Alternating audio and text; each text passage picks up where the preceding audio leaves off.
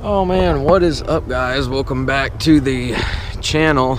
So it is that time of the year again, one of my favorite times of the year, whenever I go through and get all my old rods, get them all cleaned up, nice and ready to go, take my reels, I clean them, which I've already done. I did that last night. They're all prepped and ready for the 2021 fishing season. Now that deer season's over with, fishing is on the brain, and they're all locked, ready to go. I've got all the rods ready to go. This is the KASTKING arsenal for 2021. It is subject to change. Like I said, I get new gear every year.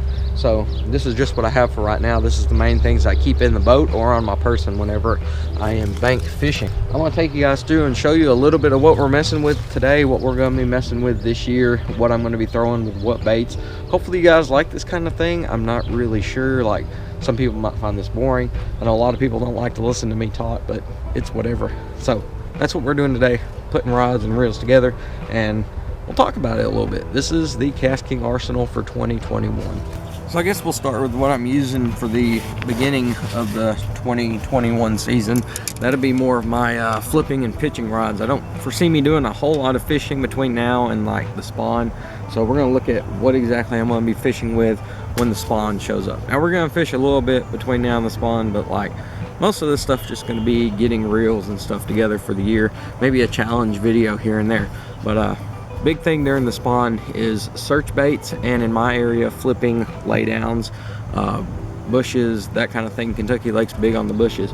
So what we're going to start with is my cranking stick, my spinnerbait stick, everything that I do for that. This is an old rod that I have. I need to replace it with something newer, preferably one of the KASTKING Speed Demon rods. This is just an old 6'6" medium heavy rod that I pair up with a KASTKING Mega Jaws in the 6-to-1 gear ratio. I use a 6-to-1 gear ratio because it is a good all-around reel. Like I said, I'll be doing a lot of different things with it in the springtime, from top water to mostly crankbaits. I do a lot of crankbaits. Spinnerbaits are another big one, along with chatterbaits, that kind of thing. So we're gonna keep it at a pretty medium pace with a 6-to-1 gear ratio reel. Like I said, this is the Mega Jaws. It is a good all-around reel in this color. These are color-coded, color gear ratio reels, and this thing has just been cleaned. It's locked, ready to go. Onto my flipping stick, my flipping setup, the rod that I keep in my hand more often than not from, say, March through mid-May, before fish get out on the ledges. This is what I have in my hand most of the time, flipping bushes. Now, this is a 7'6", I believe. Yes, a 7'6" medium heavy fast action rod. It's fairly stiff. It's a good jig rod. It's a good bush flipping rod.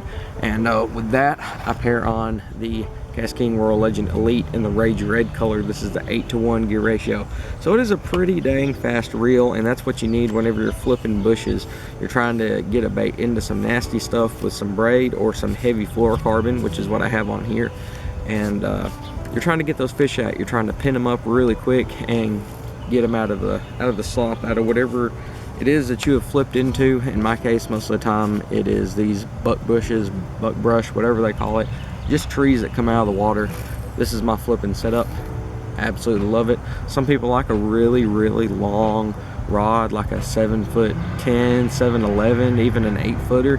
I just need a 7'6" to get in there and get out and go on to my next bush.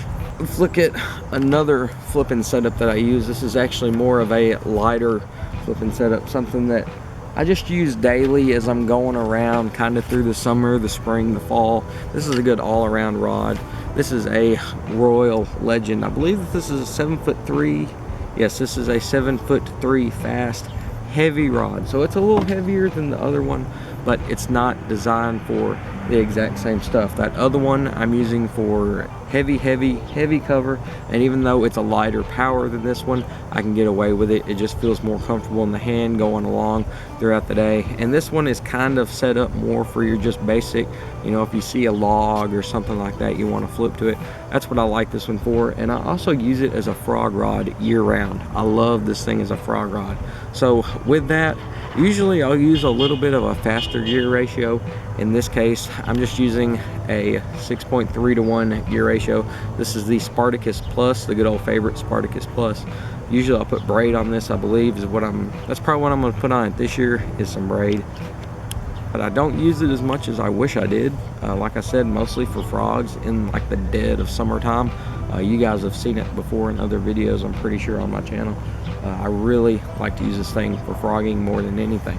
But like I said, it is also good in those heavy cover situations for like Senkos, your stick baits, stuff like that, weightless flukes, stuff like that. I like a little bit heavier rod to really drive that hook in. I'm a really big fan of wide gap, extra wide gap, heavy duty hooks. So a little bit stiffer rod is a great thing to have. While we're talking about heavy duty rods and things of that nature, I'll switch to a rod that I'm using right now in the dead of the winter time. This is a Magnum swim bait rod. It is an 8-foot rod. It is an extra heavy, fast action rod. This is the most broomstick like rod that I think that I own. Like I said, this thing is 8 foot and it's literally a broomstick. So what I use this thing for more often than not, number one, in the summertime I'll use it for swim baits, the big like hard body glider style swim baits. And even in the springtime when you're bed fishing, you can catch a lot of fish on a bed with a glide bait, things of that nature. But right now what I'm using this thing for during the winter time is Alabama rigs. Some of these Alabama rigs can get extremely heavy, like ounces. I know that the one that I was throwing around a few days ago in a tournament was like 4.5 ounces. And if I remember correctly, this rod is rated for, this rod is rated for 8 ounces. That is half of a pound. And I'm only using it about half of its strength, 4 ounces. I think I have a 5-ounce bait somewhere, but I don't really throw that much. This thing is a good Alabama rig rod. Now, specifically, like I said, it is a Magnum swim bait rod. It says that on here somewhere on there. There it is, yeah, right in there. But I don't really use it for that a lot, especially in the wintertime. This rod sits in the rod locker more often than not, and it's used for, you know, big baits, really big baits. Big thing around here in the wintertime is the Alabama rig. That is a huge thing on Kentucky Lake. That is what I use it for most of the time. We've gone through the rods that I use intermittently, off and on. I switch them up a lot, but if there was one favorite that I had to use all year round that I really love, it's a 7'10" deep cranking rod.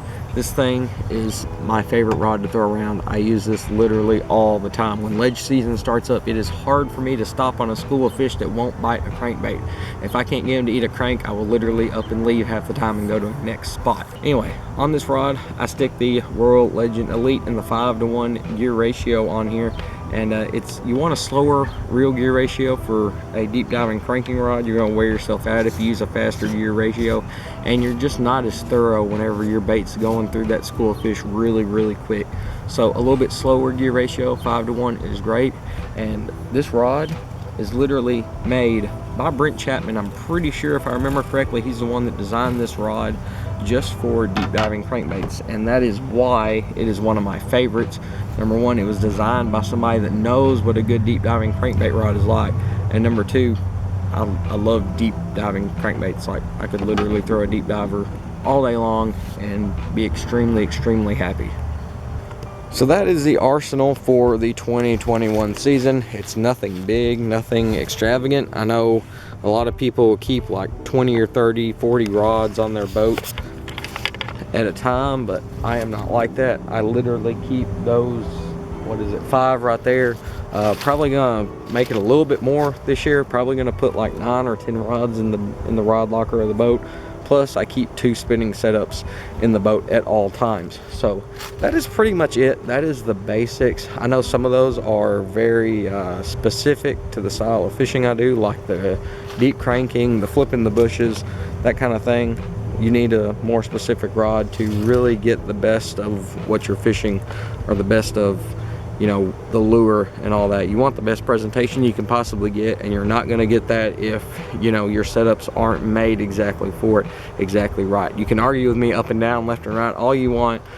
I've had a 7-foot cranking stick before to use, or a 7-foot stick to use on Alabama rig, and I can promise you I'm not nearly as thorough as I would be with one that's actually made for something like that, and I guarantee that you would be too.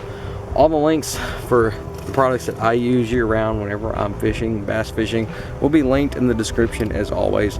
I want to thank you guys for watching. I hope you kind of enjoyed this little bit of a video for me. I know it's a little bit different, kind of way on out there, but we're going to be doing some different stuff this year.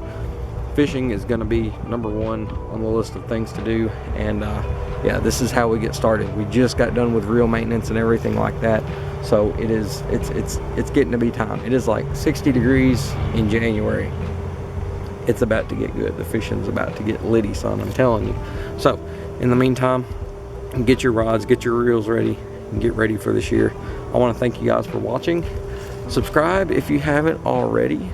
You need to, because we're going to be whipping out some cool stuff this year. I can already feel it within my loins. I want to thank you guys for watching, and I'll see you right here next time.